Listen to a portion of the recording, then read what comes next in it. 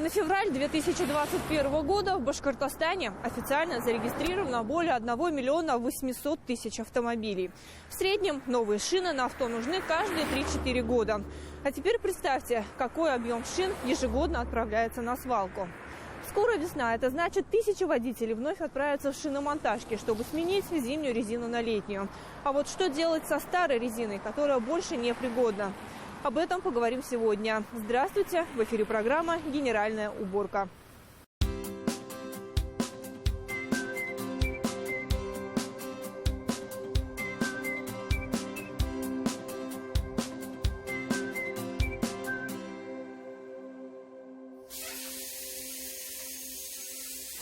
Отработанным движением рук автослесаря очередная шина снимается с диска. И для этого совсем не обязательно кардинальная смена погоды. Состояние дорожного полотна, давление в колесах, неправильный сход-развал, проблемы с амортизаторами и даже стиль вождения – все это влияет на износ шин. В худшем случае непригодная резина отправляется на свалку или ближайшую лесополосу. Но есть и более разумный вариант. Некоторые шиномонтажки готовы принимать отработанные покрышки за символическую плату – 50 рублей за штуку. Первая неделя сбора февраля. Сейчас поедет второй автомобиль, который привезет. Здесь сейчас находится порядка 2,5 тонн утилизированных шин, которые впоследствии приедет фура, и мы перевезем к нашим партнерам в Магнитогорск на утилизацию. Это только с начала февраля. Так ежемесячно сколько? До 10 тонн в межсезонные месяца. Эту цифру можно смело умножить на 4, когда наступает время переобувать автомобиль. К слову, сегодня на складе на зимнем хранении 4700 комплектов шин. И они рано или поздно в процессе эксплуатации тоже выйдут из строя. И где окажутся в итоге – большой вопрос. А ведь это цифры только по одной сети шиномонтажек. На сегодня образуется большое количество изношенных шин. В основном они сейчас попадают на свалки или на шиномонтажах, они складируются. У нас в республике работает 2 предприятия, которые перерабатывают шины. К сожалению, они берут плату за то, что население сдает данные шины, поэтому население неохотно идет. Вот у нас появился еще один инвестор, который хочет построить завод по утилизации шин. То он предлагает, то есть поставить именно бункеры-накопители возле гаражей, тех же шиномонтажек, чтобы население могло бесплатно сдавать данные отработанные шины. По словам министра экологии и природопользования Республики Урала Искандарова, инициатива вполне реальная. И бункеры-накопители для шин могут появиться в Башкортостане уже в ближайшем году.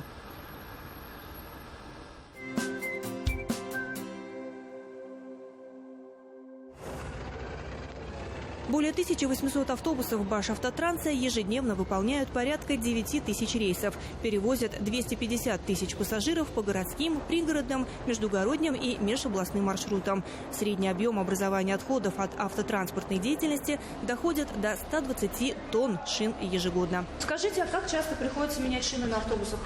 На автобусе по мере возможности, по техническому износу. Но на одном автобусе в год раз происходит замена. Ну и происходит замена за мою смену получается, что автобусов 10.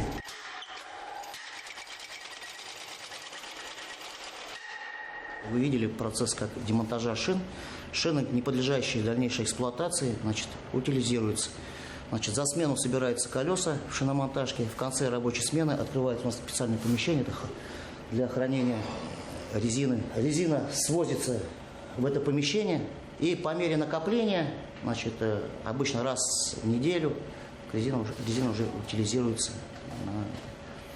увозится. К вопросу утилизации шин на предприятии Башавтотранс подходит со всей серьезностью. Ведется журнал движения отходов, вся экологическая документация соответствует требованиям природоохранного законодательства. Предприятие ГУ «Баштранс» СРБ ежегодно заключает договора с специализированными организациями, которые имеют лицензию по отходам, по утилизации отработанных шин. Мы заключаем с 2 организациями, это ООО «Триумф» и ООО «Вертикаль», то есть от места дислокации филиала. Компания «Вертикаль» Уфимская, «Триумф» Нефтекамская. Их, которые занимаются переработкой шин, в Башкортостане всего 2. Отправляемся на северо-запад региона. Сначала филиал Башавтотранса в Нефтекамске. В местном автопарке 187 автобусов. Но по закону мы являемся собственниками собственных отходов, своих отходов, до тех пор, пока эти отходы и несем ответственность за тот вред, который влияет на окружающую среду, до тех пор, пока не сдадим их в соответствующее предприятие, которое имеет лицензию по обращению с опасными отходами. В данном случае автошины тоже являются отходами 4 класса и подлежат утилизации.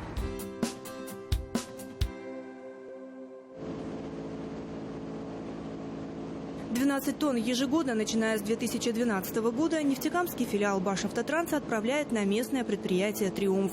Здесь у каждой отработанной шины вторая жизнь. Сам технологический процесс заключается в 3 этапах. Первый этап – это подготовка именно сырья, удаление примесей, таких как камни и металлические предметы. Далее поступает на второй этап. Второй этап можно отнести сам механически уже переработку, в ходе которого удаляется у нас и текстильный корд, одна из составляющих колеса, и металлический корд. На третьем этапе уже проходит оценка сырья, качество его и фасуется по фракциям. 12-15 тонн в день и около 2000 тонн ежегодно. Таковы объемы нефтекамской компании по переработке изношенных автомобильных шин. Глядя на масштабы, невольно радуешься, что вот это вот все не просто валяется на свалке, а еще сможет принести пользу. В свое время предприятие «Триумф» стало первым в Башкортостане и 4-м в Российской Федерации, которое открыло производство по переработке шин такого масштаба. На сегодняшний день здесь перерабатывают все виды шин, от велосипедных до белазных. Вопросом утилизации шин генеральный директор компании Нафис Курбанов задался еще в 2005 году. Долго изучал все нюансы, получил лицензию и запустил производство в 2011. В основном сдают нам юридические лица, но если есть желающие физических лиц, мы только приветствуем. А на каких условиях вы работаете? Ну, с каждым клиентом мы индивидуально прорабатываем вопрос. Кто-то нам платит, у кого-то бесплатно, кому-то мы даже платим. А зависит от объемов? От объемов, от отдаленности нахождения. В 2018 году оборудование обновили, производительность повысилась, энергозатратность снизилась. Каждая шина на выходе дает 3 компонента. Металлокорд – это продукция для металлургических комбинатов или хорошее сырье для упрочнения бетона. Текстильный корд – его используют буровики, чтобы забить поры при откачке воды. И, наконец, резиновая крошка. Ее область применения обширна. От сорбента для сбора разлившихся нефтепродуктов до прорезиненного покрытия для детских площадок. Но основное применение при укладке асфальта. Добавленная резиновая крошка улучшает качество дорожного полотна и в 2-3 раза повышает срок его эксплуатации.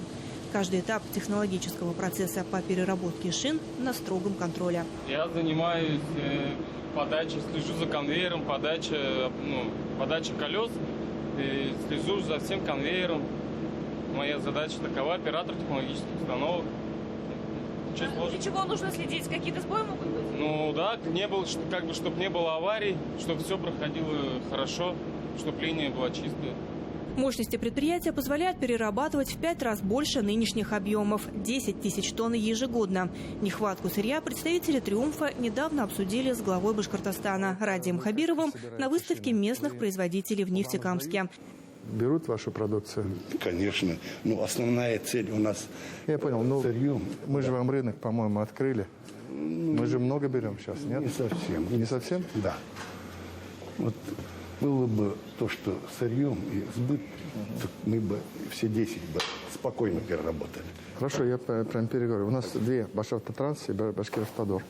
Я им подскажу. Спасибо. Сам спасибо.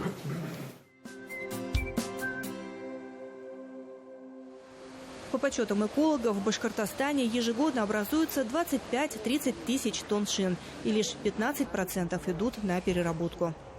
Василий Алексеевич, сейчас видим на мусорной площадке, целая гора шин. Насколько вредно вот так вот просто их выбрасывать? Хаотичное размещение шин, конечно, оно вредно без изоляции твердого покрытия. И если нету сверху тоже от осадков, от дождей, крыши или навеса.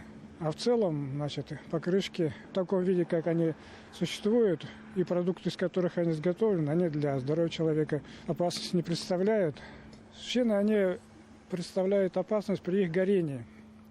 Если они горят в атмосферу, выделяется там сажа, углекислый газ и вещества, которые первого-второго класса опасности.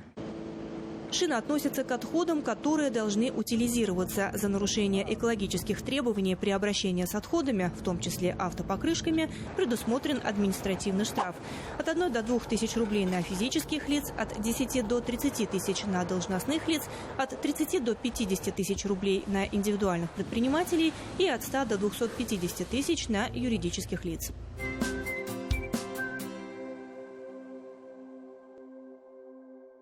Отправить непригодные шины на утилизацию – самое верное решение. Ну а пока вопрос по установке контейнеров для сбора находится в активной разработке, некоторые люди находят шинам весьма оригинальное применение. Как, например, в Уфимском микрорайоне Инорс. Здесь много лет назад появилась целая стая лебедей.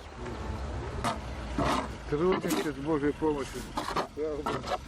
Вот уже 20 лет подряд каждый день Сергей Кожаев трудится здесь, во дворе домов по улице Тухвата-Янаби в Уфе. Казалось бы, подметать да чистить снег, но нет. Дворником мне быть мало, признается Сергей Васильевич. Уже после года работы в голове созрел план – создать тут мини-сквер. Воплотить идею помогли отработанные автомобильные шины. Я сначала одного лебедя делал, потом решил 9 штук, потом 21, а потом мысль родилась, думаю, дай-ка 33 лебедя делаю. Ну, люди, бывает, шутят, 33 богатыря, а я в честь Иисуса Христа 33 лебедя. Ну, церковный человек, в церковь хожу. Каждого лебедя Сергей Васильевич знает, как говорится, в лицо. Сделаны они из разных автомобильных шин. Для некоторых, самых массивных, приходилось даже нанимать погрузчика. Я медленно, постепенно делал. Сначала я так, несколько шин, потом в МУП, Калининского района, в МУП туда, там Коньков директор был. И К-700 мне покрышки давал, белорусские покрышки, и даже машину давал. Они здесь асфальт ложили, парк делали, и на машине привезут, в парке выбросят, а потом я с парка сюда их качу. Новые арт-объекты во дворе, за которым закреплен дворник Сергей Кожаев, появляются ежегодно. Фантазия его не знает границ. Летом планирует по соседству с лебедями сделать искусственное озеро. Таким образом, он вносит свой вклад в чистоту окружающего мира. Не только подметает дворы, но и творчески применяет отходы.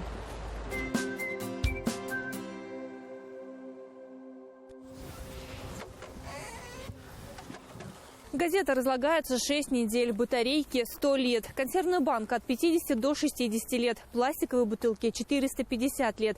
На то, чтобы разложилась шина, потребуется несколько столетий. Вообще, еще около десятилетия назад такая категория отходов, как шины, в России практически никак не учитывалась и не сортировалась. Но сегодня шины перерабатывают так же, как и много из представленного на этом стенде. Но насколько масштабным будет этот процесс, зависит от каждого из нас. Давайте вместе делать мир чище. На сегодня все. Увидимся.